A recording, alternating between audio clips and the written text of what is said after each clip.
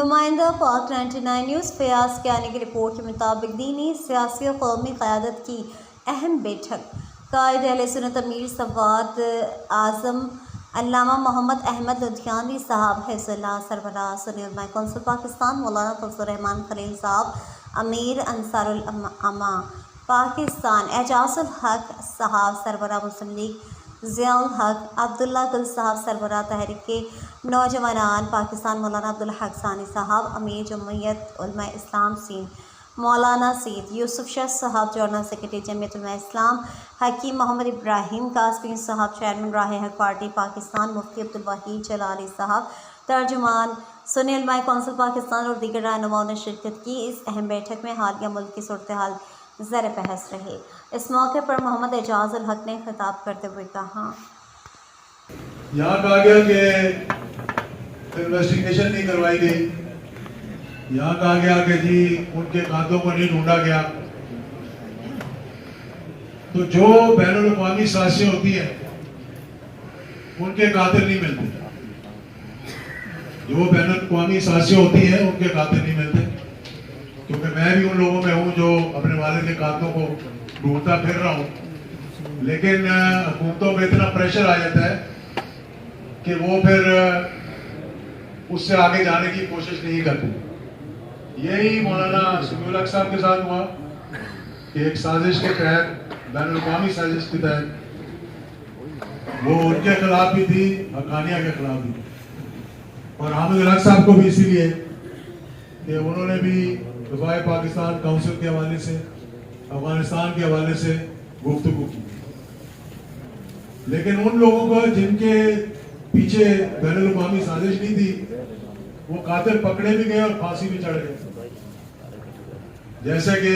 General Pervez Musharraf کے پر حملہ ہوا، قاتل پکڑے گئے، پھانسی بھی چڑھ گئے، شاید بہت سے لوگوں کو یہ معلوم بھی نہیں ہوگا۔ شوکت عزیز صاحب کے خلاف حملہ ہوا، قاتل پکڑے بھی گئے اور پھانسی بھی چڑھ گئے۔ اعظم طارق صاحب کے،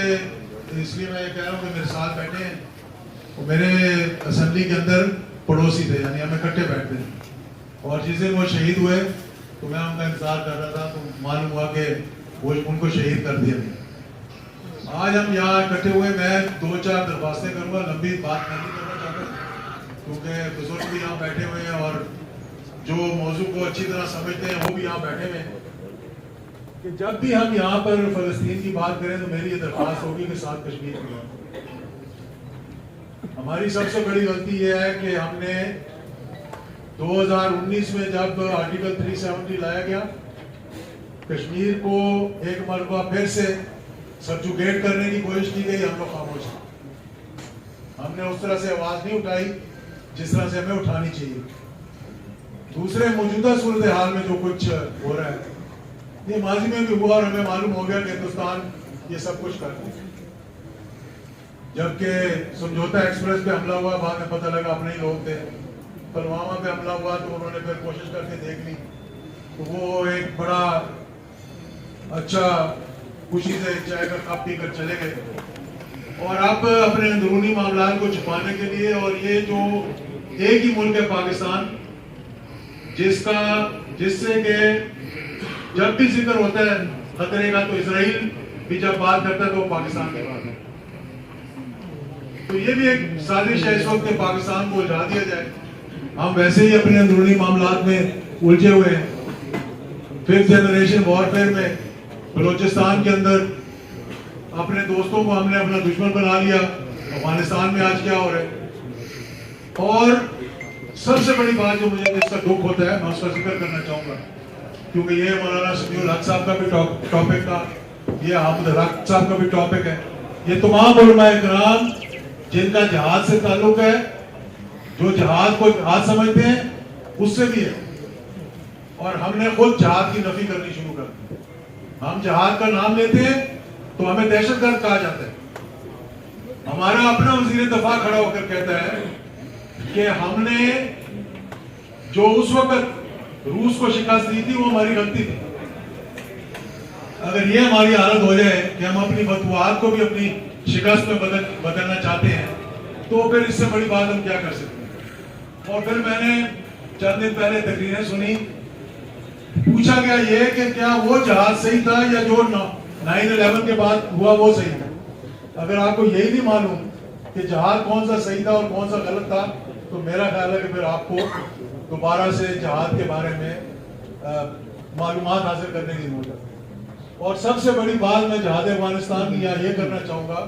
جس سے حقانیہ کا بھی تعلق تھا، ہمارا بھی تعلق تھا، سارے پاکستان کا بھی تعلق تھا، کہ اگر وہ جہاد افغانستان نہ ہوتا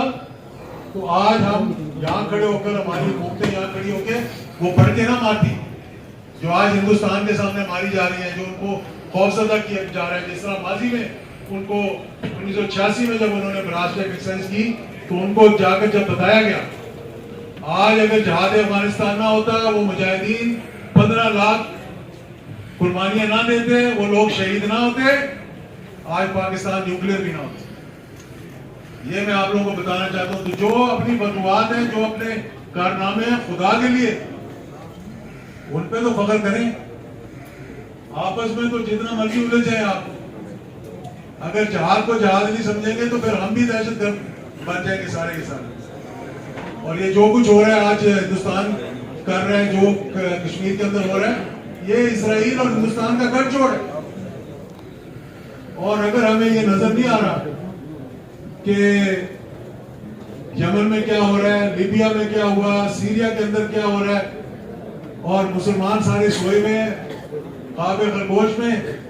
اور ان کو یہ فکر نہیں ہے، تو میں یہ بھی بتانا چاہتا ہوں کہ سب کی باری آئے گی، کیونکہ یہ متحد بھی نہیں ہو سکتے۔